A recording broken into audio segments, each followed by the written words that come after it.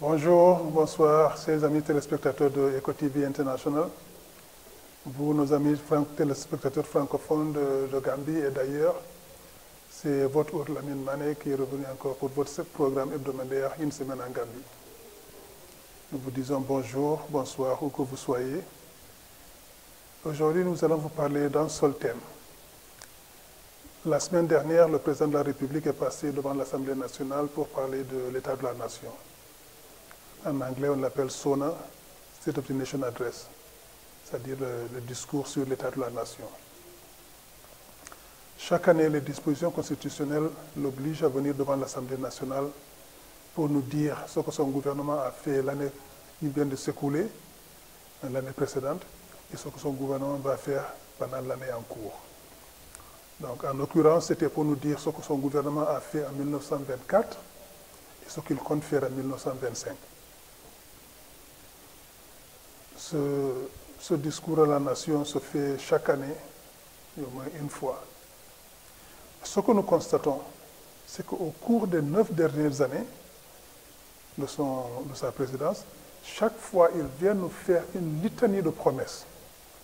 Chaque année, il vient nous dire « Mon gouvernement a fait ci, mon gouvernement a fait ça, au cours de l'année précédente, nous allons faire ceci, nous allons faire cela, etc. » Mais des promesses chaque année. Et c'est une répétition des mêmes promesses chaque année. C'est comme si le président lui-même ne lit pas son discours, le discours qu'on lui prépare. Parce que sinon, il aurait posé la question à ses collaborateurs. Mais comment faire que vous me faites raconter la même chose chaque année? Chaque année, c'est les mêmes promesses et on ne voit rien en termes de réalisation. Et je crois qu'il pense qu'en Gambie, nous avons la mémoire si courte que nous allons pas nous rappeler ce qu'il a dit l'année précédente. Mais chaque année, il répète les mêmes choses. Et on ne voit pas un début de réalisation. Cette année, par exemple, il nous dit qu'à la fin de cette année, 2025, 90% des Gambiens auront accès à l'électricité. Nous disons, arrêtez de nous blaguer. Aujourd'hui, même dans le Greater Banjul, c'est-à-dire Banjul et ses environs, sur un périmètre de à peu près 50 km, même pas 50 km, 35-40 km de Banjul. C'est là où vit l'essentiel de la population gambienne, dans cette agglomération. Dans cette zone, aujourd'hui, chaque année, et chaque jour, pardon, le courant,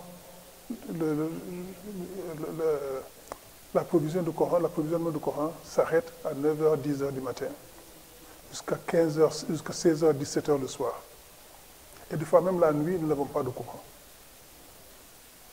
Tout simplement parce que ce gouvernement nous a dit que ce qu'il lui faut comme puissance installée pour pouvoir fournir du courant à tout le monde, c'est 97 MW.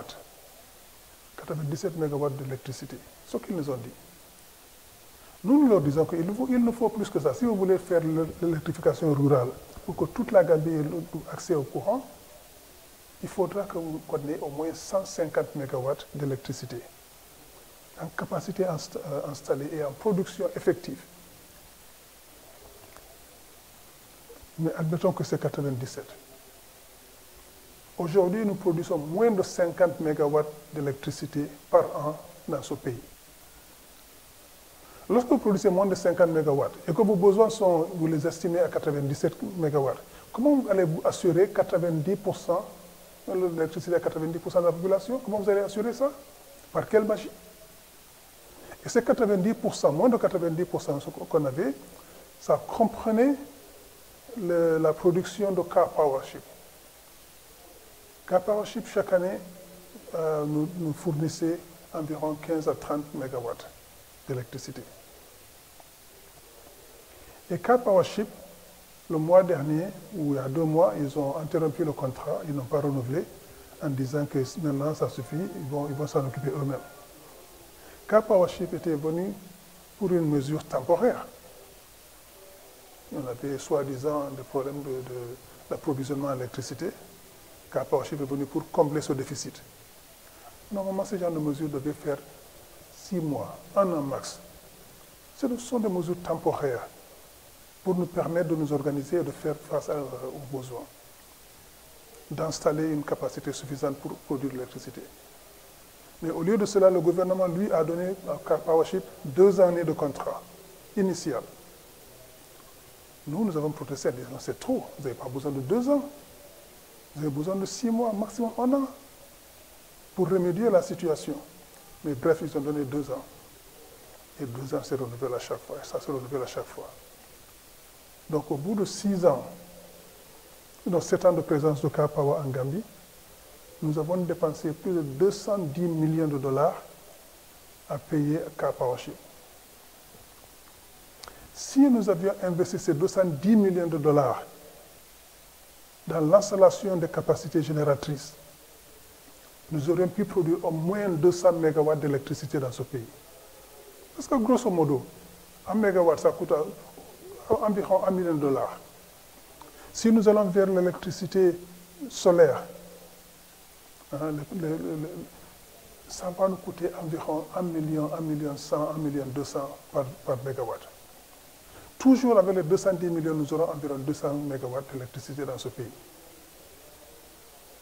Si nous avons besoin de 97 MW d'électricité et que nous produisons 200 MW, nous avons 103 MW à pouvoir vendre au pôle énergétique de l'Afrique de l'Ouest ou à n'importe quel autre pays de la sous-région.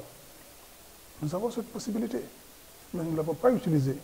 Qu'est-ce que nous avons fait? Nous avons continué à payer à fond perdu pendant 7 ans à Car Powership.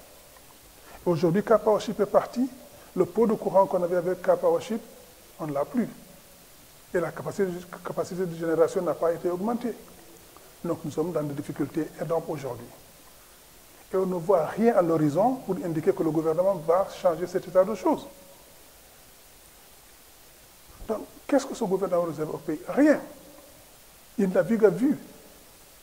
Et il s'occupe d'une petite minorité de Gambiens, 200 à 300 personnes qui vivent dans le luxe insolent, pendant que le reste de la population vit dans une pauvreté abjecte.